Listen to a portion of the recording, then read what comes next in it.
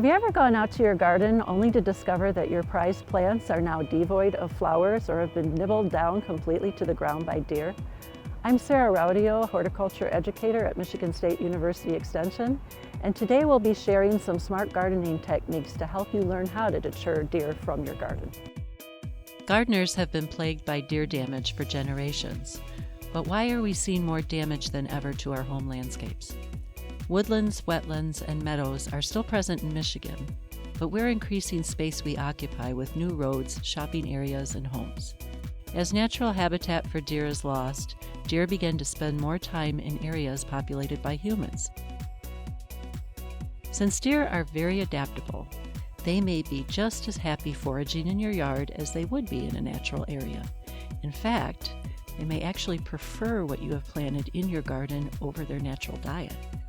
Furthermore, when so many of our living landscapes consist of limited plant varieties, such as large expanses of grass, deer will actively search out yards with many yummy choices, such as the vegetables in your garden. Understanding deer behavior, learning how to deter deer from your garden, and setting up barriers to prevent deer from entering your garden in the first place are the three major steps you can take towards smart gardening with deer. So one of the things a smart gardener can do is to choose plants for the landscape that are highly resistant to deer feeding. Wintertime favorites include evergreen trees and shrubs like cedars, also called arborvitae, and yew. They will also browse on rhododendron, winter creeper, holly, and false cypress. They like small deciduous trees, such as Japanese maples, and many ornamental shrubs, including roses. In spring and summer, the garden becomes filled with lush herbaceous plants, juicy tulips, crunchy hostas, delicious daylilies. In late summer, male deer begin to use the trunks of woody plants to rub off their antler velvet. These buck rubs tend to occur on younger trees and can damage them and leave lasting scars. Deer also love all parts of fruit trees, which makes it important to protect these trees year-round, particularly when they are young. The best defense against deer is to plant things they don't like. Deer tend to be dissuaded by fuzzy or coarse leaves and stems, and by plants with pungent odors or natural toxins. Lamb's ears, ornamental grass, ferns, herbs, Russian sage, nepeta, and snake root are all great choices. While deer love traditional bulbs, such as tulips, they avoid daffodils, alliums, grape hyacinths, and autumn-blooming crocuses. As for trees and shrubs, deer tend to avoid pines, spruces, Russian cypress, and boxwood.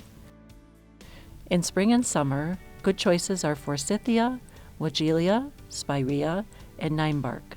For late-season color, try calicarpa, also called beautyberry, or potentilla. If you still have plants that deer enjoy eating, consider using homemade or commercial deer repellents. Repellents can be a very effective tool for gardeners trying to keep deer out of the garden. They use taste and smell to help prevent the deer, or at least thwart the deer from coming in. All repellents work to some degree, but deer can acclimate to one, so it is best to employ several different types. Some people even claim household items like scented soap can repel deer. One surefire way to stop deer browsing is to fence your whole yard. For most gardeners, this is unpopular and costly. Physical barriers such as wraps, netting, and small fencing are much more practical. Even though deer can leap over a 6-foot fence, they are sometimes reluctant to enter smaller areas. Gardeners can also attach netting to stakes with staples, twine, or zip ties. Old tomato cages, wire hanging baskets, and milk crates can be anchored in place with tent stakes to cover small plants like heuchera. Gardeners can also protect young trees from buckrub by wrapping the trunks with plastic or paper commercial tree wraps. But take care to occasionally replace wraps to avoid moisture buildup or insect infestation.